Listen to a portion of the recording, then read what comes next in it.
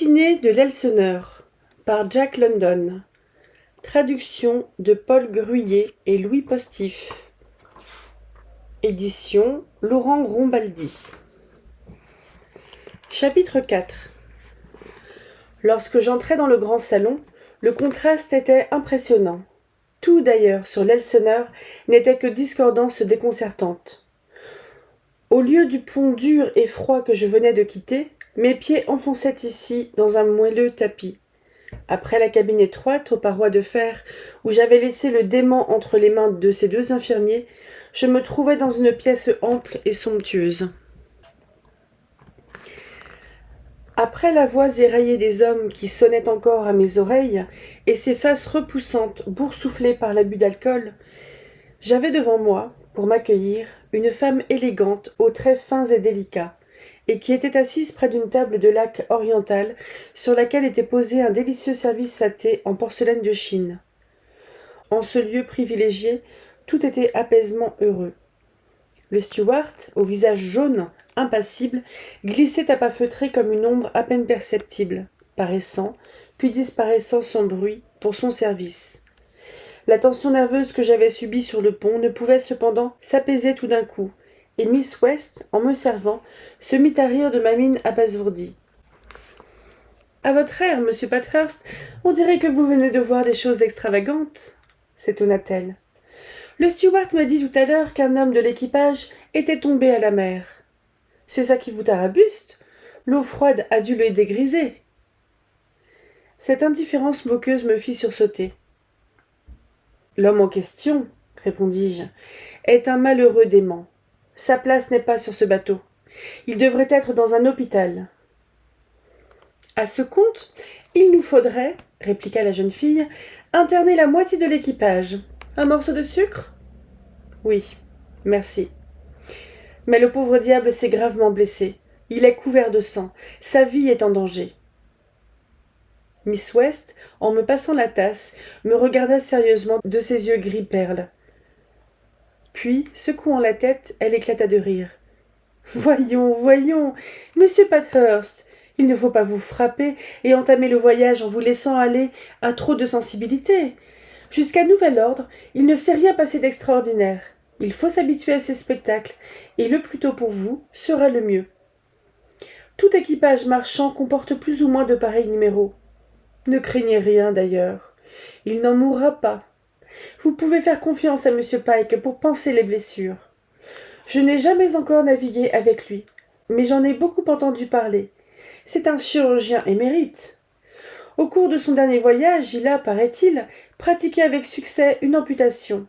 Tout fier de sa réussite, il a voulu charcuter le charpentier du bord qui souffrait d'une forte indigestion. M. Pike a diagnostiqué une crise d'appendicite et a tout fait pour convaincre l'homme de se laisser opérer. Mais le charpentier n'a rien voulu entendre. Miss West éclata de nouveau d'un franc rire et ajouta « Monsieur Pike était tellement persuadé de la justesse de son diagnostic et de l'urgence de l'opération qu'il a offert à l'homme, pour qu'il se laisse faire, un monceau de paquets de tabac. » Je tentai d'insister. « Mais est-il prudent de confier sa part de manœuvre sur un bateau à un dément ?» En guise de réponse, Miss West haussa les épaules. Puis, me voyant tout décontenancé, elle daigna m'expliquer. « Je vous répète, monsieur Pathurst, que cet incident n'a aucune importance. Aucune. Vous entendez bien? À chaque embarquement, il se produit toujours de ces histoires. Les hommes arrivent à bord ivres de whisky et dans un état de délirium très mince plus ou moins avancé. Je me souviens qu'une fois, nous venions de quitter Seattle. On était encore à proximité de la côte. Un des matelots, qui n'avait jusque-là donné aucun signe de folie, est allé tout à coup trouver deux stewards qu'il a enlacés, et en les entraînant, il a piqué gentiment une tête par-dessus bord. On a stoppé pour tenter de repêcher les trois hommes. Le matelot, en coulant à fond, n'avait pas lâché prise. Au bout d'une heure, nous repartions. Bredouille. Miss West eut un nouveau haussement d'épaules. « Il faut, conclut-elle, accepter les faits tels qu'ils sont. La mer est un élément cruel et dur, et par ricochet, nous ne trouvons pour former un équipage que les pires spécimens d'humanité. Parfois je me demande même où on peut bien aller les chercher. Il s'agit uniquement de tirer d'eux le meilleur rendement possible pour la besogne nécessaire. Tous les moyens doivent être employés. Ces hommes sont abjects. Tandis que parlait Miss West, devant la petite table laquée aux porcelaines de Chine, je comparais mentalement son joli visage et ses gestes gracieux aux gueules brutales et aux haillons troués des hommes qui composaient l'équipage du bel Elseneur. Je ne doutais pas de la véracité et de la justesse des paroles de la jeune fille. Et cependant, j'étais malgré moi choqué dans mon cœur d'entendre de pareils mots tomber, avec une telle indifférence de ses jolies lèvres. Sa grâce même me rendait ses propos plus effarants encore. Évidemment, répondis-je, évidemment. Le sang-froid de votre père n'est pas inférieur au vôtre. Je l'ai bien remarqué. Tant qu'a duré l'incident. Il n'a même pas retiré ses mains de ses poches, je parie, s'écria-t-elle. Je fis un signe affirmatif et les joues de Miss West rosirent. C'était couru, dit-elle. C'est sa manière. Il y a longtemps que je la connais. Tenez, pour vous amuser, monsieur Pathurst, je vais vous raconter une belle histoire. J'avais alors 12 ans. J'étais avec mon père que j'avais suivi à bord de la Dixie, un bon bateau, du même tonnage à peu près que l'Elseneur, et nous rentrions à San Francisco où ma mère nous attendait. Nous avions franchi la porte d'or et voguions dans la baie avec une forte brise arrière. Le courant également nous poussait. Bref, mon père avait jugé inutile de nous atteler un remorqueur et nous filions par nos propres moyens. Survient un steamer. Son capitaine, sous-estimant notre vitesse et croyant avoir le temps de passer, a voulu nous croiser, par l'avant. La collision était inévitable.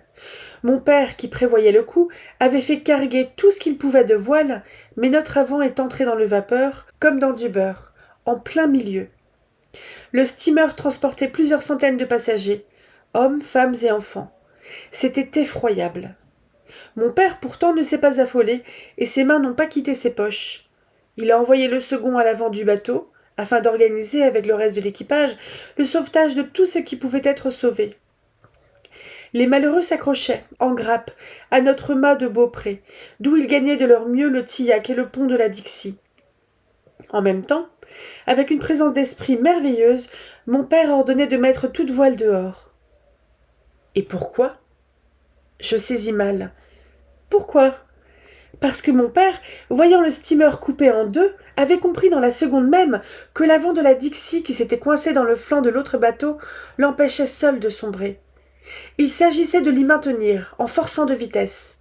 Une partie des passagers du vapeur étaient tombés à l'eau en opérant leur transbordement précaire. D'autres, affolés, s'y étaient jetés d'eux-mêmes. Et tous se noyaient, de droite et de gauche, sous mes yeux, pendant que nous poursuivions imperturbablement notre marche. Mon père avait fort à faire. Il donnait ses ordres au timonier chargé de diriger notre bateau à travers tous ceux qui se trouvaient en rade, à l'ancre ou en marche. Car gênés par l'énorme poids mort que nous poussions devant nous, nous risquions de nouvelles collisions. De temps à autre, il jetait un regard froid sur la mer où se noyaient tant de malheureux qu'ils ne pouvaient secourir. En revanche, d'innombrables vies ont été sauvées. Une fois assuré que personne ne restait plus à bord du steamer, il diminua la toile pour ralentir notre vitesse, et les deux bateaux se sont séparés d'eux-mêmes. Quelques minutes après, le vapeur sombrait. Tant qu'avait duré cette catastrophe, les mains de mon père n'étaient pas sorties de ses poches. C'est moi qui vous le dis, monsieur Pathurst. Ayant ainsi parlé, Miss West me regarda, les yeux brillants. Elle attendait de ma part un bravo pour son père. Je concédai. J'admire comme vous cette maîtrise de soi, dans les pires catastrophes. J'avoue que j'en serais incapable. Et pour en revenir à notre point de départ, quand tout à l'heure ce pauvre bougre se débattait dans la mer, je souffrais plus que tous les hommes du bateau réunis, y compris votre père et les deux lieutenants. Mon père, répliqua Miss West, souffre aussi, croyez-le, dans de pareilles situations. Seulement, il a suffisamment de caractère pour ne pas le laisser voir. Je m'inclinai, pensif, et sans répondre.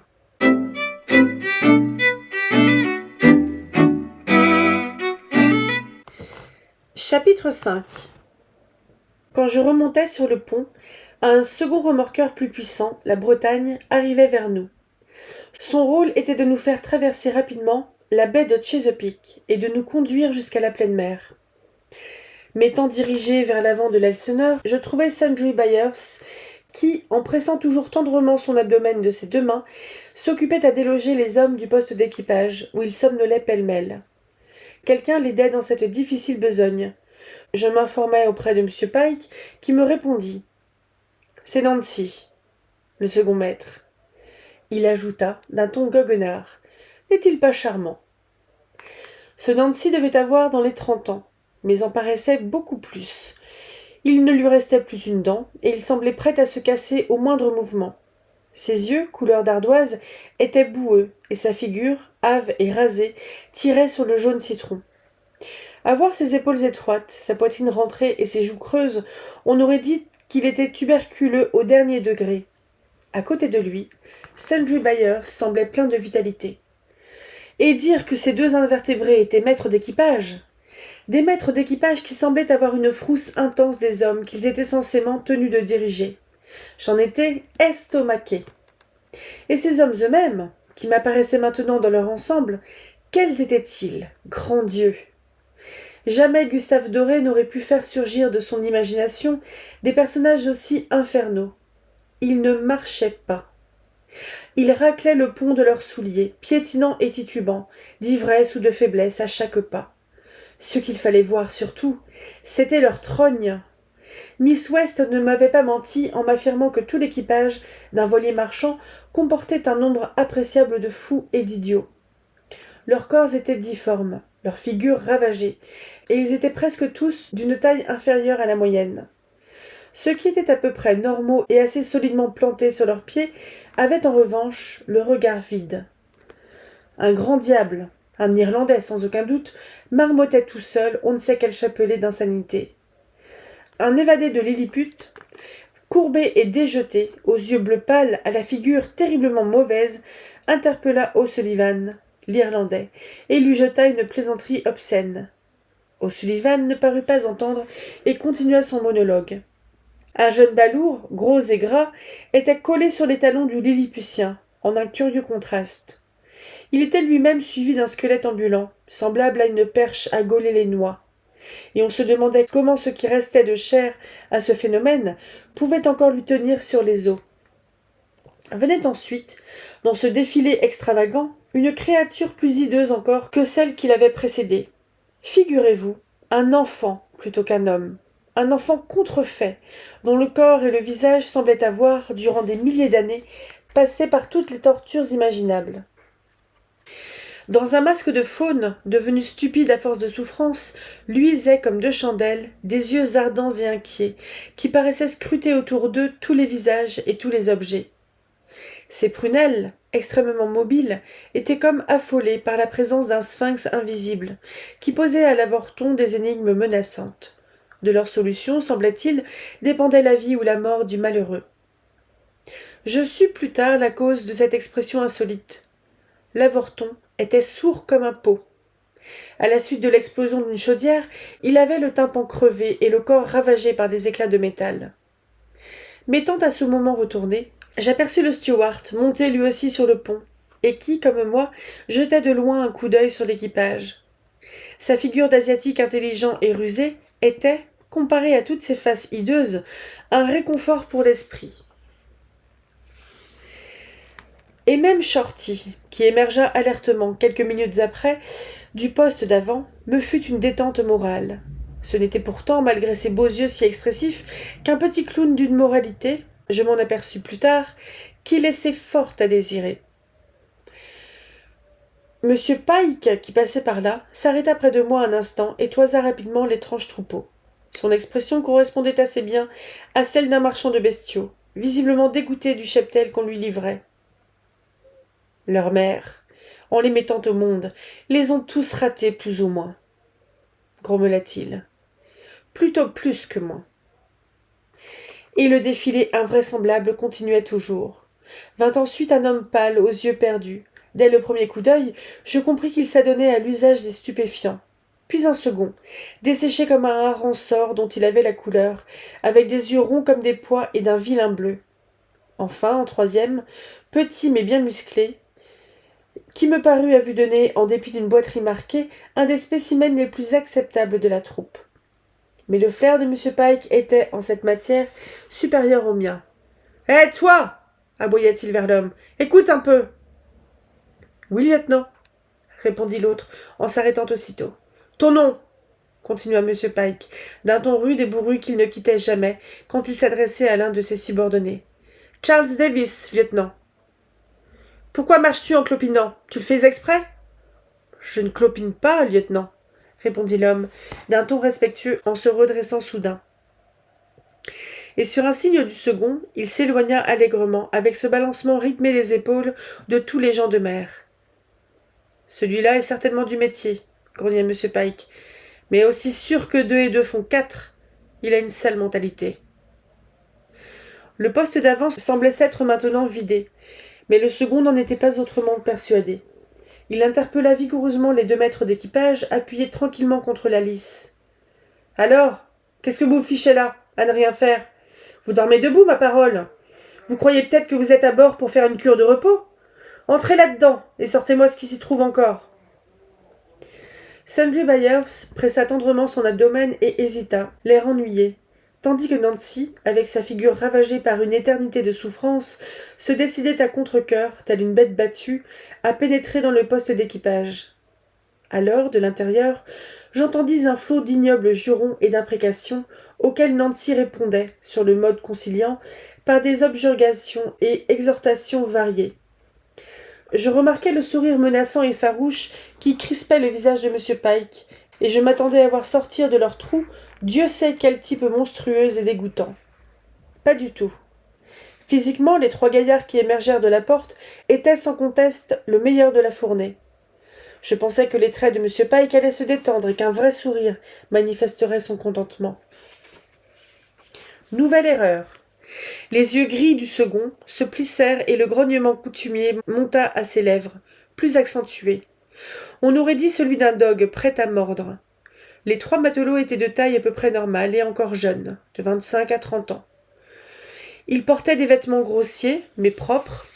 Bien débarbouillés, ils avaient l'allure de gens bien portants.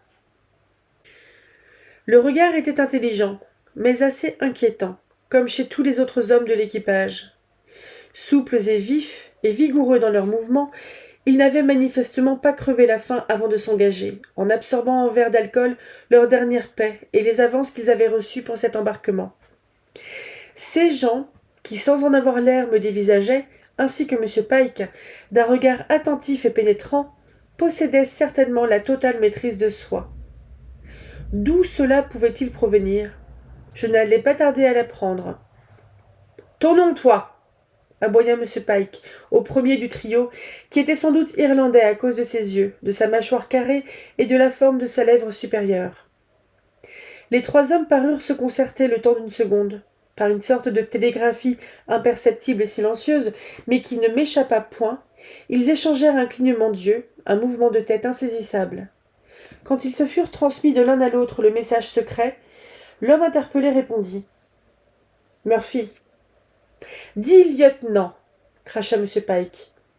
Murphy eut, à l'adresse de ses 2 camarades et de M. Pike, un geste vague pour indiquer qu'il ne saisissait pas. M. Pike, contenant sa colère qui montait, dut expliquer. « Je suppose que vous n'avez jamais mis les pieds sur un bateau. Alors quand un de vous s'adresse aux officiers du bord, il doit dire capitaine ou lieutenant selon le cas. »« Oui, lieutenant, » répondit Murphy, d'une voix volontairement traînante, hélas, comme s'il avait fait un effort démesuré pour comprendre. « Et c'est entendu, une fois pour toutes ? » ?»« Oui. »« Lieutenant !» rugit M. Pike. « Oui, lieutenant, » répéta Murphy, d'une voix si douce et caressante que l'exaspération du second s'en accrut encore. « Murphy, déclara-t-il, est un nom qui court les rues. Noisy tirait beaucoup mieux. Grand pif. Insolent par la douceur et l'indifférence. « Oui, lieutenant. Nosey Murphy, pour vous servir. C'est entendu, lieutenant. » Le trio se mit à rire, d'un rire que le jeu des muscles traçait seul sur les visages et qu'appuyait, avec un imperturbable sang-froid, la moquerie qu'on lisait dans leurs yeux. Devant ces trois individus déconcertants, M. Pike paraissait être sur un lit de charbons ardents. Il passa au second du trio. Dieu seul sait à quelle race il pouvait appartenir. « Et toi, ton nom ?»« Burt Rhine, lieutenant, » répondit-il, d'une voix aussi caressante et irritante que celle de Grand-Pif. « Ça va, » approuva M. Pike. « Et toi ?» fit-il, en s'adressant au dernier. Celui-ci, le plus jeune et le plus petit des trois, appartenait à la race méditerranéenne. Visage olivâtre et beauté régulière des traits, semblable presque à celle d'un camée antique. Je supposais que ce bout d'homme étrange était né en Amérique, d'immigrants venus de l'Italie méridionale, de Naples par exemple, ou de la Sicile. « Twist, lieutenant, » répondit l'interpellé, du même ton doucereux que ses deux acolytes. « Peuh !» ricana M. Pike. « C'est un nom aussi répandu que Murphy. Kidd fera bien mieux l'affaire, le gosse. Compris ? » ?»« Compris, lieutenant. »« Kidd, Twist, c'est très mignon. » Et le trio reprit son rire silencieux. M. Pike était littéralement hors de lui, en proie à une rage folle qui cherchait vainement un exutoire, un prétexte quelconque pour éclater. C'est en grinçant des dents qu'il lança. « Maintenant, je vais vous donner un sérieux avertissement dans votre intérêt. Je sais à quoi m'en tenir sur votre compte. Vous êtes des ordures, et on vous traitera comme tels. Mais vous ferez proprement votre travail, sinon vous aurez affaire à moi. La première fois qu'un de vous bronche, ou fait mine de broncher, qu'il prenne garde. À bon entendeur, salut. C'est bien compris. Alors tant mieux. Pour l'instant, allez au cabestan. Oust !» M. Pike tourna les talons et je le suivis. Je lui demandai dans quelle catégorie exactement il rangeait le trio. « Dans la pire de toutes, » me répondit-il. « Tous les trois ont fait de la prison. Ce sont des rebuts de l'enfer. » Nous tombâmes, tout en marchant, sur une demi-douzaine d'hommes vautrés sur le panneau de l'écoutille numéro 2. Parmi eux, je reconnus Larry, qui avait traité M. Pike de vieux schnock, et qui, au lieu de porter au poste d'équipage son sac de matelot, comme il en avait reçu l'ordre, s'y était tranquillement adossé, les jambes étendues. Tout le groupe, au surplus, aurait dû être en ce moment même à la manœuvre du cabestan. M. Pike s'avança, se pencha sur Larry. « Debout !» ordonna-t-il. « Je peux pas. »« Dis lieutenant, bon Dieu !»« Je peux pas, lieutenant. J'avais bu hier soir et j'ai dormi par terre, dans le marché de Jefferson, parce que je pouvais pas aller plus loin. Alors ce matin, j'étais glacé jusqu'aux os et j'étais tellement engourdi qu'il a fallu me décoller de force. »« Je comprends.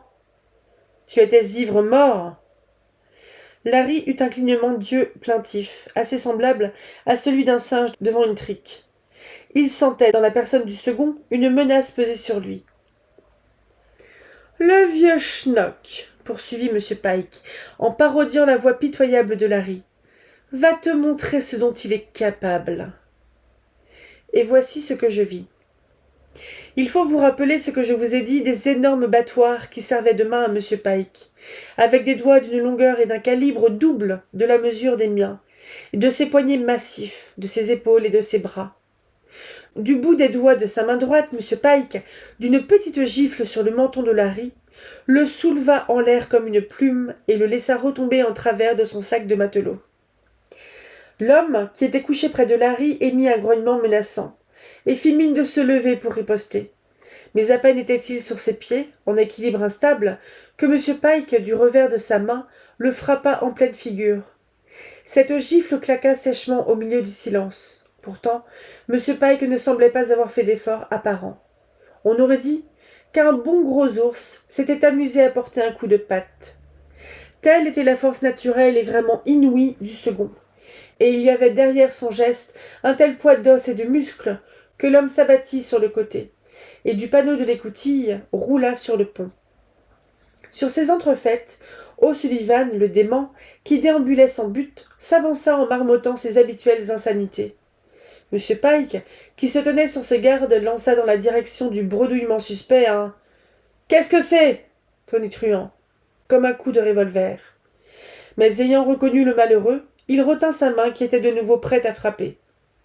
Larry et l'autre homme, aplatis sur le pont, se frottaient les côtes en maugréant et faisaient effort pour se redresser et reprendre leur équilibre. Les 4 hommes qui restaient s'étaient maintenant levés, respectueux et soumis. Et j'étais, moi aussi, rempli de respect pour ce sexagénaire redoutable. À cette heure, j'étais de plus en plus persuadé de la réalité des extraordinaires récits qu'il m'avait racontés. Il regarda Larry dans les yeux et demanda « Qui est le vieux schnock, hein ?»« C'est moi, lieutenant. » Gémit Larry, tout contrit. « Maintenant fichez-moi tous le camp d'ici, et au cabestan !» Entrés dans les pieds, les 6 hommes obéirent, maussades et revêches, comme des brutes domptées qu'ils étaient. Abandonnant le second, je grimpai sur une échelle voisine du mât de misaine, d'où je pouvais observer la manœuvre conjuguée de l'Elseneur et du gros remorqueur. Je constatai que l'équipage proprement dit se composait de 2 bordées, de 15 hommes chacune. Il fallait y ajouter, outre les 2 maîtres d'équipage, les voiliers et le charpentier. La majeure partie des hommes trimaient au cabestan ou s'occupaient sur le tillac à des tâches diverses. Pour eux, tout était un effort démesuré. Ils semblaient pour la plupart des morts sortis de leur cercueil, des malades arrachés à un lit d'hôpital, des sacs de cendres, des fous idiots ou pervers. Levant les yeux au ciel, je regardais les hauts mâts d'acier, avec leurs vergues de même métal et leurs fléchettes de bois, et tout le réseau des cordages qui traçait dans l'air une toile d'araignée délicate et compliquée. Et il me paraissait invraisemblable que de pareilles loques humaines fussent susceptibles de manœuvrer le magnifique Elseneur dans les tempêtes, de le gouverner à travers les ténèbres et tous les périls de l'océan. Mais je songeais alors aux 2 gaillards qui commandaient à ce lamentable troupeau. Monsieur Pike et Monsieur Meller, dont l'énergie physique et la force morale, pareillement indomptables, étaient chargés de galvaniser tous ces rebuts humains. Le tour de force à accomplir ne m'en paraissait pas moins extraordinaire, et je dus reconnaître que s'ils réussissaient dans leur tâche, j'étais, pour ma part, le plus ignorant des ânes en ce qui concernait les choses de la mer. Pourquoi aussi tous ces hommes ne chantaient-ils pas en cadence en accomplissant la manœuvre, comme on me l'avait 1000 fois rapporté? C'est qu'il ne restait évidemment plus de souffle dans ces carcasses anémiques, dans ces poitrines haletantes. Dégoûté de ce spectacle, je montai sur la légère passerelle d'acier, et pourtant si robuste, qui courait d'un bout à l'autre de l'Elseneur. Elle m'amena à l'arrière, à la chambre des cartes, où le capitaine West, un cigare à la bouche, m'accueillit avec son meilleur sourire. Les pieds sur la table, il se prélassait dans un rocking-chair. Je descendis ensuite l'escalier des cabines, et quand je fus devant celle de Miss West, je l'entendis qui fredonnait joyeusement. En passant devant l'office, je saluai amicalement le steward et entrai pour jeter un regard sur le petit royaume, admirablement propre et ordonné, où commandait le vieux Chinois. Et je souhaitais intérieurement posséder un jour, pour les soins de ma table, un serviteur aussi méticuleux. « Je viens de voir l'équipage au complet, » dis-je d'un air détaché. « Qu'en penses-tu, pour ta part ?»« Une cargaison d'aliénés » répondit le jaune, en haussant les épaules avec dégoût. « Vermine, tous piqués. Vous, voir plus tard. » Son jugement corroborait le mien. Je poursuivis jusqu'à ma propre cabine que je trouvais idéale. Wada avait déballé et rangé tous mes effets, et placé sur les étagères accrochées au mur tous les livres que j'avais emportés. Mon nécessaire de toilette était dans le tiroir du lavabo. Mes bottes de mer, mon surroi et mon ciré étaient pendus, sous un rideau, à des patères. Papier, encre et plumes étaient disposés sur le bureau. À côté, un fauteuil tournant, recouvert de cuir et solidement vissé au plancher, me tendait les bras.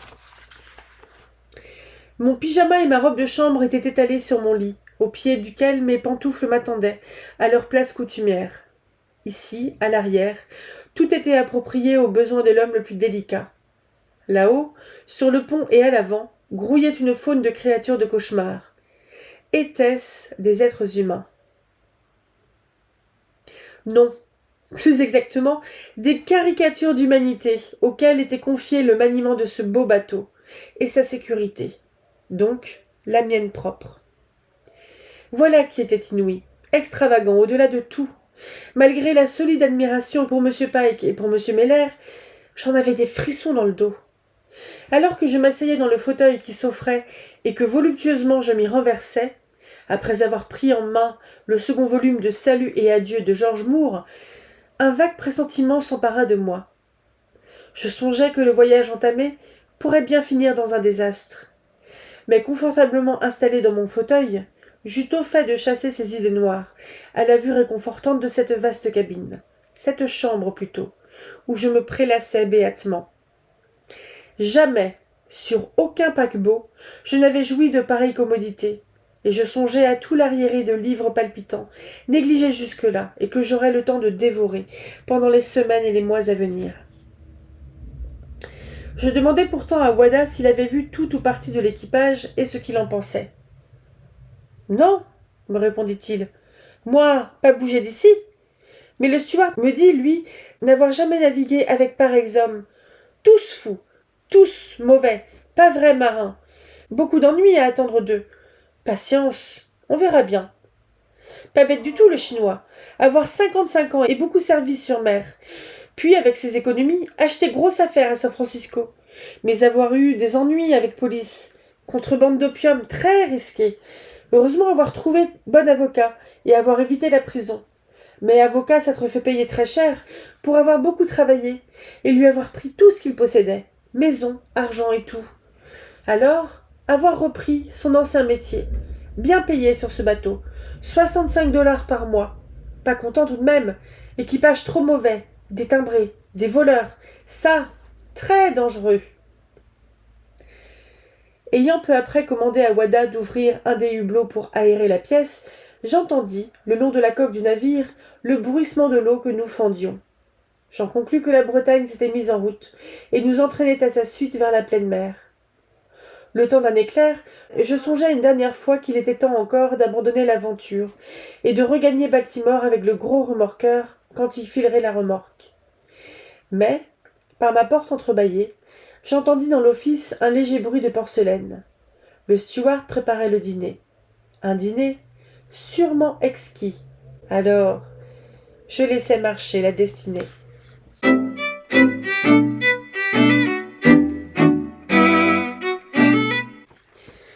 Chapitre 6. La qualité du dîner, à tout point de vue, surpassa mon attente. Le cuisinier était sans conteste un homme de l'art. Miss West servait, en collaboration si parfaite avec le steward, qu'on aurait dit que celui-ci était un vieux domestique de la maison, habitué depuis longtemps à ses usages. Le capitaine West et sa fille, M. Pike et moi-même, nous formions à table le quatuor qui désormais se retrouverait réuni chaque jour pendant le reste du voyage. Le second, placé en face de moi, avait spécialement revêtu, en vue du dîner, un veston noir qui se plissait aux entournures, se gonflait à craquer sur sa forte carrure et se cintrait tant bien que mal sur ses épaules courbées. M. Pike mangeait sans souffler mot. Je m'en étonnais, car je ne pouvais penser qu'il fût à ce point dépourvu de conversation. Je jugeais tout d'abord que c'était la présence de Miss West qui l'intimidait, mais je ne tardai pas à comprendre que le capitaine West, en personne, avait établi cette discipline. Malgré la distance qui séparait M. Pike et M. Meller des hommes de l'équipage, le capitaine West estimait qu'un égal fossé l'éloignait de ses deux lieutenants. Aussi ne parlait-il jamais avec eux que des choses du métier, proprement dites. En revanche, il était tout à fait charmant avec moi. J'étais son passager, un invité presque, et du fait de son aristocratie foncière, il me traitait d'égal à égal. Il en était de même de Miss West vis-à-vis de moi. J'observai en outre que la jeune fille se montrait, envers M. Pike, moins rigide que son père. Il lui arrivait d'entretenir le second de sujets variés, et chaque fois qu'elle lui parlait, M. Pike se contentait de répondre « Oui, miss. Non, miss. » Il mangeait d'ailleurs très proprement, et sous ses sourcils broussailleux, il m'observait par-dessus la table de ses yeux gris. Je l'examinais de mon côté, et en dépit de son passé de meneur et de tueur d'hommes, je ne pouvais m'empêcher d'éprouver pour lui une réelle sympathie. Il donnait l'impression très nette d'un homme honnête et loyal, et il riait de si bon cœur, avec un accent de gaieté si franc et si enfantin, aux quelques balivernes qu'il m'arrivait de raconter, pour égayer un peu le dîner. Non, certainement, avec un si bon rire, cet homme, souvent brutal par métier, n'était pas une brute. Et il me semblait qu'il aurait été difficile de donner pareil blanc-seing à la conscience de M. Meller, qui, pendant notre dîner, assurait son quart sur le pont. La majeure partie de la conversation m'incombait, en somme, ainsi qu'à Miss West, que discrètement j'étudiais, elle aussi. Une chose chez elle me frappait surtout. C'était la contradiction entre l'ovale du visage délicat et presque fragile et le reste de son corps qui trahissait une santé admirable. La vigueur de ses membres, leur rondeur pleine et charnue, s'alliait à la sveltesse d'un saule. La peau était très fine. Le cou avait l'élan d'une mince colonne bien assise sur sa base. Les mains, sans être exagérément petites, étaient bien proportionnées pour une femme de sa taille, longues et effilées, et très soignées. Ce que je voyais des bras était ferme et musclé, mais sans excès. Le nez, imperceptiblement busqué comme celui du capitaine West, indiquait autorité et volonté. Sans nul doute, le père et la fille étaient tous deux, chacun dans son genre, d'étranges et savoureux fruits de la mer, que l'avenir m'apprendrait à mieux connaître. Au cours du repas, je me risquai à exprimer mon impression admirative concernant la maîtrise avec laquelle M. Pike avait secoué la léthargie de l'équipage.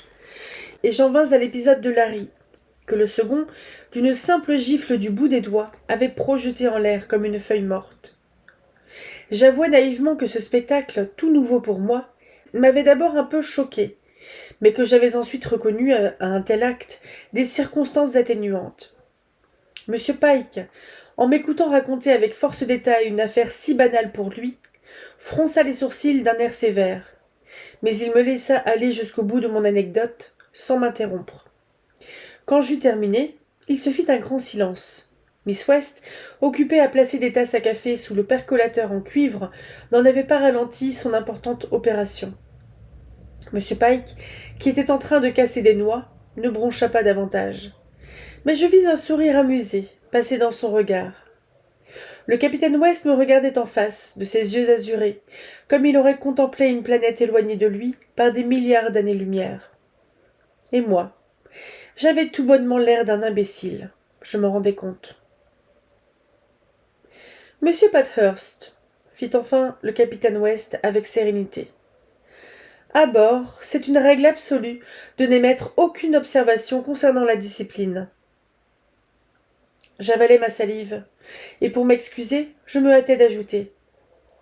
Ce n'est pas à la discipline que je m'attaque, mais si j'ai raconté ce petit fait, c'était uniquement pour rendre justice à la prodigieuse puissance physique de M. Pike. Oui, bien sûr, reprit le capitaine West avec son même calme imperturbable. Mais voyez-vous, monsieur Pathurst, ces histoires n'ont pour moi, ni pour personne à cette table, le moindre intérêt. Sur toutes ces questions, je laisse la bride au cou à mes lieutenants. Ils savent très bien, au demeurant, que je ne tolérerai de leur part aucune brutalité injustifiée. Un point, c'est tout. Monsieur Pike, qui avait délaissé ses noix, pendant que parlait le capitaine West, regardait la nappe avec une attention obstinée. Son dur visage s'était complètement déridé. Puis il leva vers moi pour m'exprimer, non sans une nuance de raillerie, son manque de rancune. Un peu gêné, je reportai mon regard vers Miss West, en quêtant sa sympathie. Elle se mit à rire franchement de ma mine navrée, et s'exclama. Voyez-vous, monsieur Pathurst, mon père en a plein le dos de ses équipages. Il essaie de les ignorer autant qu'il le peut. C'est le mieux. M. Pike approuva d'un signe de tête, et pour détourner galamment la conversation, Miss West nous raconta avec esprit une discussion abracadabrante qu'elle avait eue, la veille même, avec un cocher de cab de Boston, qui refusait de la conduire où elle voulait aller. Le dîner terminé, je regagnai ma cabine pour y prendre des cigarettes, et incidemment, je demandai à Wada quelques renseignements sur le cuisinier qui avait préparé l'excellent repas que je venais de déguster. Malin comme un singe et informé de tout, Wada me répondit. Lui s'appelait Louis, lui chinois, comme le steward, mais seulement à moitié chinois, anglais pour l'autre moitié. Vous connaissez une île où Napoléon est resté longtemps prisonnier, puis y mourir. Sainte-Hélène? Oui, c'est là que Louis est né, et parlait très bien anglais. À ce moment, descendant du pont, apparut M. Meller, qui venait d'être relevé par M. Pike. Il se dirigeait vers la grande chambre arrière, où la deuxième table était servie. En passant devant moi, il s'inclina légèrement et me dit bonsoir avec toute la courtoisie désirable, toute la dignité d'un gentleman. Il m'était pourtant impossible d'oublier l'antipathie qu'instinctivement j'éprouvais pour cet homme. J'avais le sentiment que le moral ne répondait pas au physique, qu'une bassesse et une malhonnêteté foncière étaient en lui. Et je comparais tout à coup l'énigme que posait cet homme à celle des 3 forbans, délogés les derniers du poste d'avant par M. Pike. L'impression était identique. Derrière M. Meller déambulait lourdement, d'un air empêtré, un individu très étrange qui possédait sur un corps de géant une tête grosse, comme celle d'un moineau. Ses pieds, sinon ses mains, étaient encore plus démesurés que ceux de M. Pike. Quand M. Meller et son compagnon eurent pénétré dans la grande chambre arrière, j'interrogeai Wada du regard. « Lui, charpentier du bord, me répondit-il. Lui, se nommer Sam Lavrov, lui venir de New York. Le steward avoir dit à moi, Sam Lavrov, être très jeune pour un charpentier de bateau, 22 ou 23 ans à peu près. » Rentré dans ma cabine, j'entendis de nouveau contre la coque de l'Elseneur, par le hublot qui était ouvert, le bruissement de l'eau. Notre marche était régulière et rapide, et moi, qui n'avais jamais navigué que sur des vapeurs, je m'adaptais mal à cette idée qu'en l'absence des vibrations de l'hélice, le bateau put réellement avancer.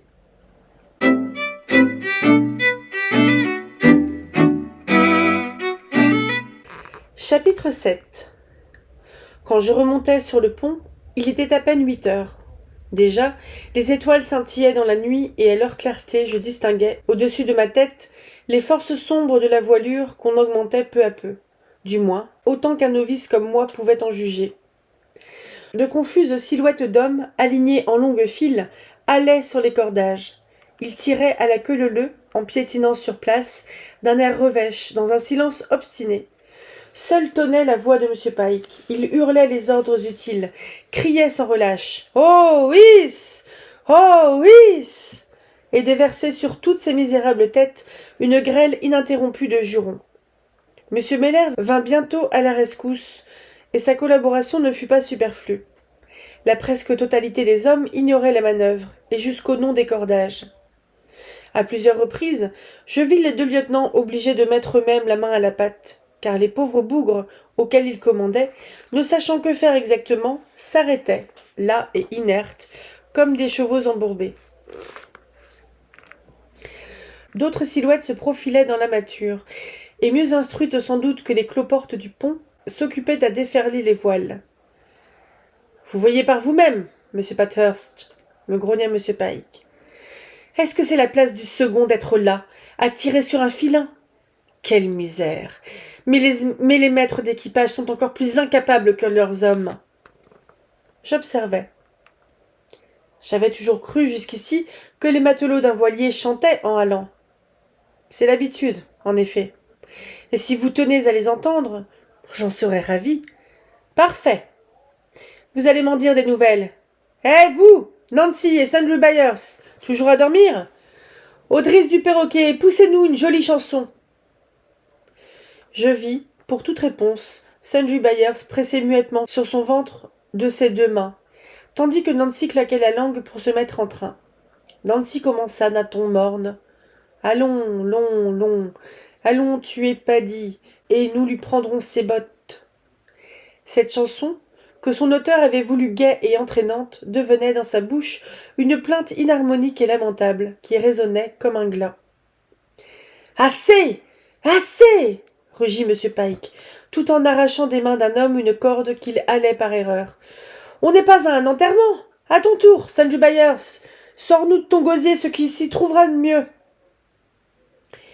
Alors surgit de l'ombre une voix plus diluée encore et plus cassée que celle de Nancy. « Il faut tirer dessus, afin que cette vergue monte. Un bon whisky pour mon Jeannot. » Ce dernier vers devait, en principe, être repris en chœur par tous les hommes de l'équipage. Mais seuls 2 voix répondirent. Sandrew Byers chevrota la suite avec effort. « Le whisky a tué ma sœur Suzanne.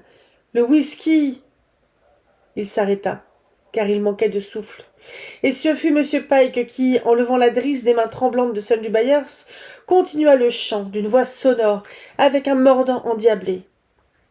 Le whisky a tué le vieux aussi, mais qu'importe. Le bon whisky. Un bon whisky pour mon Jeannot. M. Pike avait galvanisé l'équipage, et tandis qu'il répétait à satiété un bon whisky pour mon Jeannot, les hommes, ces demi-morts, reprenaient du poil de la bête et tiraient de toute leur force. Au bout d'un moment, M. Pike, s'arrêtant de chanter, s'écria d'une voix tranchante. Amarrez ! Alors, tout l'enthousiasme tomba, et je ne vis plus, dans la nuit, que des loques humaines trébuchantes et geignantes qui s'embrouillaient de nouveau dans les manœuvres, et prêtes, à chaque pas, à s'effondrer. Deux hommes s'esquivèrent et tentèrent bien vainement de se cacher derrière le rouf central. M. Pike les avait à l'œil, et déjà leur courait après.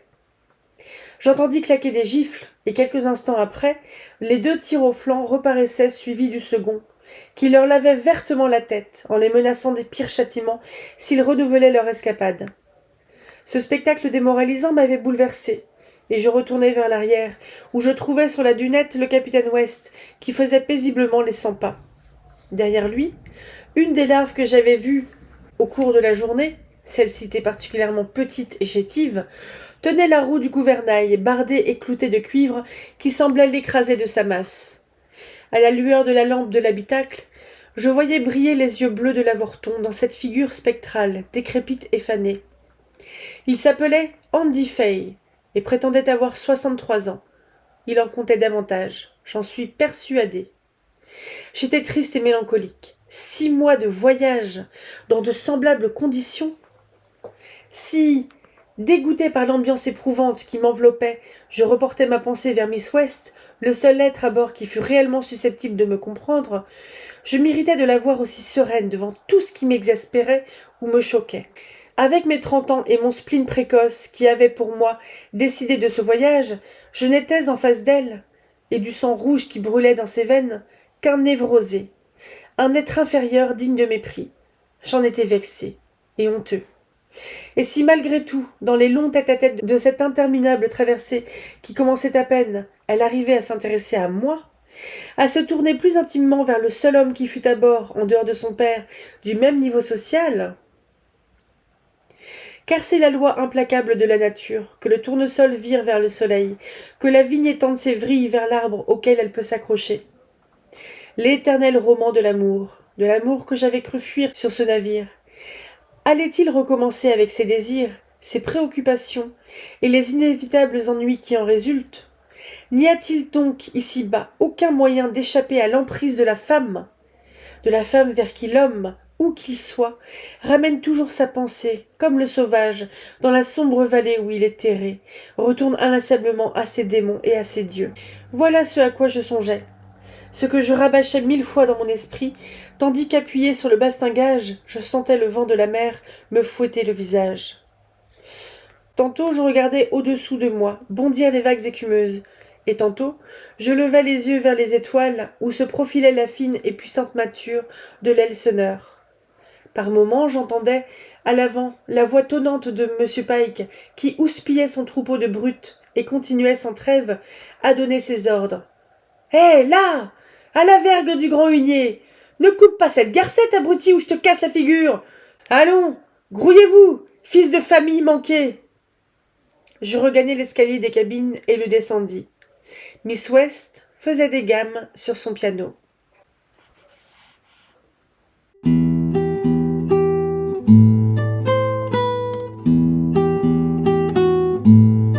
Bonjour et bienvenue dans ce deuxième vlog lecture sur les naufragés de l'Elseneur de Jack London. On est page 74 sur 313.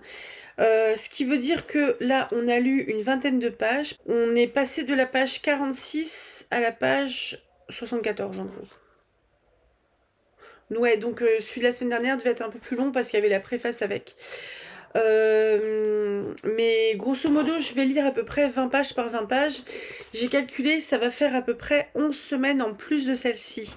Sachant que ça va peut-être plutôt se réduire que s'allonger. Donc ça fera un total de 13 semaines à peu près. 12-13 semaines. Ce sera plutôt 12. Bah, c'est déjà pas mal, hein, 12, ça fait 3 mois. Donc on verra. Alors, je trouve que l'action, pour le moment, on est juste au début, hein. On n'est même pas à un tiers, là, on n'est même pas à un tiers du... On est à peu près à un quart, en gros. On est à un quart, à peu près, de l'action. Et, ouais, parce que 75 fois 2, 150 fois 2, 300. Donc on est grosso modo au premier quart, et je trouve qu'on est encore dans l'installation de ce qui, je pense, va être le futur drame, à savoir que bah, ça s'appelle un peu les mutinés de l'Elseneur, donc ça va partir en catastrophe. Ce qui fait que on ne sait pas exactement d'où ça peut venir, parce que bah, évidemment de l'équipage. Je trouve le capitaine West un petit peu vache quand même, le fait qu'il maintienne une distance avec Monsieur Pike et Monsieur Meller. Bon, il y a peut-être le fait qu'il soit peut-être noble ou enfin bourgeois, il a de la thune, mais je ne chercherai pas forcément de la camaraderie entre le capitaine du bateau et les seconds, mais quand même un peu plus de proximité que ça. Parce que là, ça fait quand même plus ou moins le grand bourgeois qui a ses domestiques. Et bah, sauf qu'au bout d'un moment, c'est une maison qui bouge, et ils sont sur la mer, et ils vont aller dans les endroits les plus terribles au niveau de la navigation. Je trouve... Alors j'ai l'impression que Madame Miss West, elle a une parfaite confiance en son père, ce qui est très bien.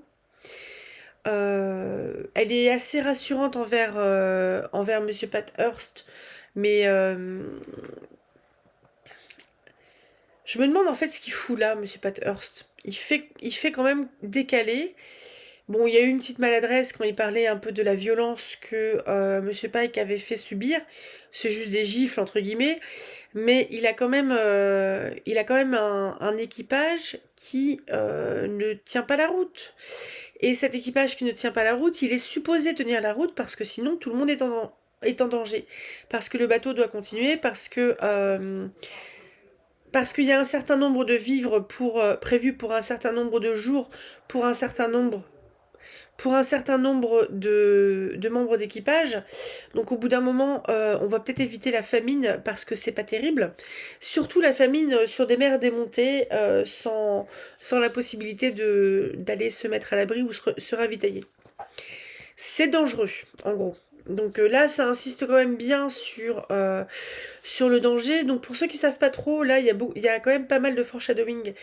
Donc le foreshadowing, c'est une technique narrative, oui, c'est narrative, je crois bien qu'on le dit, qui consiste à mettre des indices pour annoncer ce qui va se passer après. Là, le bouquin s'appelle pas les naufragés, les mutinés de l'Elseneur, ce qui implique qu'il va y avoir une révolte dans le bateau. Donc, il me semble bien que la mutinerie, c'est utilisé comme terme que dans la marine, que sur les bateaux. Je suis pas sûre qu'on va en parler dans peut-être des mutins, mais du côté de peut-être un vocabulaire militaire aussi. À vérifier, je vous le dirai. Et on sait qu'il va y avoir une merde, en gros, on le sait. Et il y a pas mal de trucs, parce que déjà, le capitaine, il est assez éloigné. Il y a une femme à bord qui a l'air quand même plutôt jolie. Il y a une moitié de... Enfin, ils insistent beaucoup sur le fait qu'il y a des gens qui sortent de prison, qui n'ont pas la même moralité que tout le monde, qu'il y a des fous. J'utilise les termes de l'époque, hein. Donc il y a des fous, il y a des gros alcooliques, il y a des gens qui sont dans la toxicomanie, peut-être de l'opium, on ne sait pas trop exactement. Bref, ça va pas être une petite croisière sympathique. En plus, on a un invité qui va pas servir à grand chose, parce que lui non plus, bah, il sait pas faire.